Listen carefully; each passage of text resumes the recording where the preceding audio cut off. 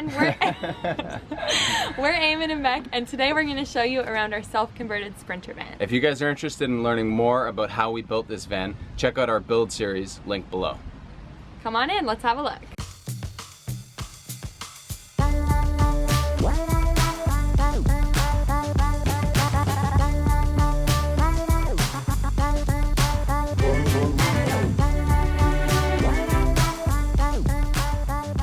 So we bought a 2008 Dodge Sprinter. We got it used with just under 200,000 kilometers. It's a diesel engine, so we're not too concerned about that mileage.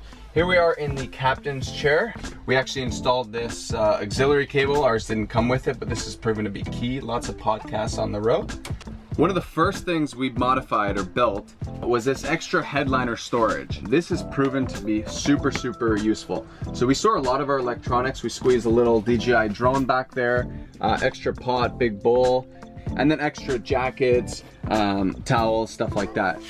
We do reuse our milk containers, just in case you get in a sticky situation. You can relieve yourself inside of the van. Hey. Ain't that right, Bec? I never done that before. Yeah, right. Next is we did install a swivel seat. It really helps open up, you know, the cab from the kind of dining living room area. So this obviously super useful to get some extra space right beside the fridge there, so you can grab a cold one. Welcome to the heart of our home. It's the kitchen, dining room, living room space. It's only about 20 square feet, but it sure works for us, and let me show you why. Let's start with our overhead cabinet area. Over here we store things like olive oil, balsamic, we've got our nuts, tea, a few extra spices. We've got all the dishes we could ever want, mugs, glasses, and our whole cabinet for the bathroom. So we've got our toothbrushes hanging, soaps, toner, all the things that Eamon thinks I don't need, but I definitely do need. Toner.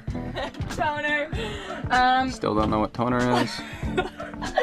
Over here we've got our sink.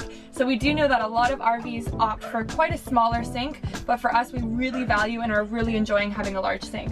One of those reasons is that I can wash my hair at any given time, with the help of Eamon, of course. We do have a water filtration system. So it's a two-step filtration system. That helps us feel confident in knowing that we can drink water that we grab from anywhere. So running water is pretty key in this space. We've got just our regular water here.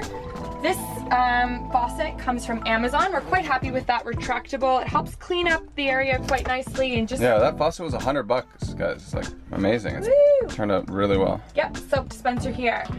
Moving along, we've got our 2-burner stovetop. So that's a Summit series. At first we had a few issues converting it to Canadian propane, but you can watch our build series and see how we overcame those challenges. 2 aesthetic things that we added to the kitchen space that we're actually really loving are this magnetic strip. So at first we were a bit concerned that the knives and things would fly off during takeoff and moving around, but they've stuck quite nicely and we're very happy with that. And then second is the fruit basket. So it's great for extra storage, but one thing I will note is that sometimes your bananas get a little bit bruised. Then let's go into how it all works. So if you come down here, you'll see our water storage situation. So we at any time have 3 5-gallon freshwater tanks. So those are our blue ones, and they run off into our gray water in the back there. While we're down here, we'll show you that it is propane that fuels our stovetop there. And that's fully bolted in, guys. It's not going anywhere. And then our 2 drawer spaces. One we use for utensils, soap, and all the cooking tools. And the other we store heavy cans and peanut butter, all that kind of good stuff. So it's a bit heavy, but it's very solid down there. And last but not least, I'll show you through our fridge. So it's a Dometic fridge. It's about 55-liter fridge. On the front, we've got our spices from Nice Spice. They're awesome. It's perfect for small living because they're magnetized. So you can just stick them and spice up your life. And then the inside of the fridge, go easy on us. We haven't been shopping today, but you can just have a quick peek in there. Beautiful. And our freezer. Staples, maple syrup, coconut water. And burritos. 2 vegan burritos. But yeah, the fridge, we were a little surprised when we first ordered it, being 55 liters and how small it was. But now living in the space, we shop locally and we buy food when we need it, so it hasn't been that big of an issue. I forgot one more thing. What'd you forget? The most important part? The most important part. So I told Eamon I am not moving into a van unless I can bring my high-speed blender.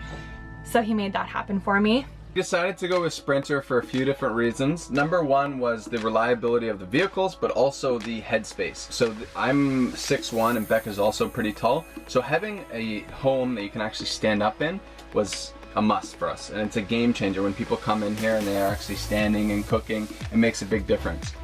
So talking about the ceiling, we went with pine, tongue and groove. We decided to leave it natural. It really helps make the space feel a little bit bigger. And I'm really happy we decided to do that. We've got 6 LED lights and we've sectioned those off. So the first 2 have a switch right here.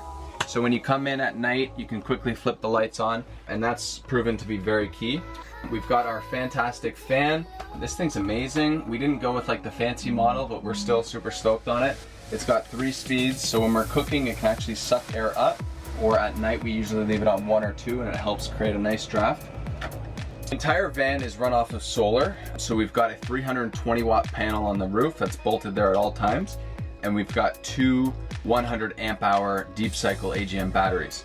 House batteries that are totally disconnected from the front of the cab. This is where all of our electronics are housed, and we needed an area that we could access. So this panel just quickly snaps out of place, same with that one, and that's just on magnets at the top, and then it fits in there nicely. All right, now let's move into our lounge bedroom area. Right now, we've got it in what we call couch mode. We will show you the slat design that changes from couch to bed in just a second, but before we do, I'll show you how we work and eat on the road. So we just take this quick little pole. I don't know why it's quick, but you know. We stick it in there, and then I sit down on my couch, and out pops my table.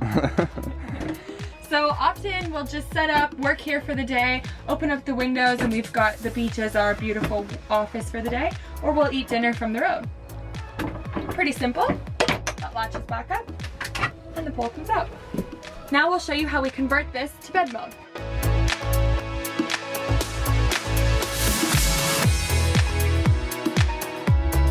And there you have it. So we went from couch mode to bed mode in less than a minute. So to utilize that space, we've created a laundry storage for our bed sheets, and just a little cubby hole. So if you just open this out, you can see we've got a bag, and we just chuck our dirty laundry in there. Eamon likes to think the little elves come and just do the laundry because he secretly always somehow magically It's not part of the contract. Clean laundry. Here, this big one, you know, at first we didn't really know what we were going to use it for, and it's such a godsend. We put all of our pillows, blankets, bedding in here, bedding. During the day, tuck it away, and we have it in nice couch mode. With it's a really huge space, but it's turned out to be so key. So key. And then a little cubby hole in the back, which isn't too cute, but I keep my glasses there. I am a 4-eye, so it's nice to be able to just reach there and get it in the morning. Last but not least, we have our overhead storage area. So we've got little cubby holes for clothes, underwear, socks. How about them nets though? Honestly, the best thing we've done is install these nets. So in our first trip, we did not have these. Every time we were parked on even an itsy bitsy slant, everything would come falling out every time you needed to grab a pair of socks. So these nets are great. They hold everything into place. And honestly, the storage, I know a lot of females say they couldn't live like this, but for me, it's plenty. You can see I've got lots of extra room. And let's just have a quick look, see if Eamon's is kept neat. Not bad. Questionable. Lastly, we're gonna show you the garage. This is where we keep all the chai. So starting over here, as Bec said, we've got the wheel wells, so we try to utilize those as much as possible. And they run nice and deep, so we've got 2 lawn chairs that stow back there. Oh, it's super dark. And then we've got a cord. This is where we could plug into shore power that's hooked up to the charger. This little area is also pretty key. I've got a slack line stored in there, booster cables in case we run into a situation, running shoes, hose. This is our hammock. Obviously, you gotta have a fire extinguisher. And then this is the massive pull-out drawer. So this is where we keep all our product. We've got kilos of chai, retail chai, lots of different other products, and these are on 500-pound drawer slides. So that really helps make the space usable and very versatile as well. So when we're not in bed mode, when that's folded up, this is all extra space you can use. You can store a bike there, a surfboard, whatever you want. So this is our little DIY road shower, and you basically fill it with cold water. You leave it in the sun for a few hours, and the solar heats it up. And then you can just hook up a normal like garden hose with a little spray rinser and pressurize the thing and have a nice hot shower. Lastly, I just want to show you our curtains. So we've made these out of Reflectix. These have worked really well. So I just sprayed like sprayed glued and then put this fabric on there and just cut it out in like basically the perfect shape, and it just locks right in the groove. And then same with the side window as well.